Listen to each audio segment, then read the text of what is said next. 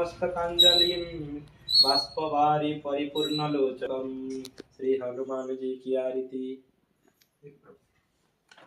Hello everyone, welcome back to SP family blog. आज जेहेतु पणा संक्रांति है से लगी पणा बने की हैप्पी पणा संक्रांति। आज जेहेतु संक्रांति थिला से लगी दीदी जने कहले गायत्री यज्ञ कर्मा आसवे कहे कि आउ हनुमान मंदिर भी बुलिकी आमे भोग खाई आसमु कही बाहरी जाइलु।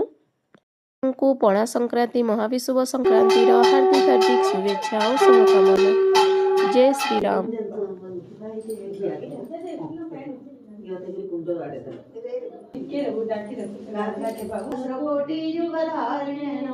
सहस्रकोटि युगधारिणे नमः।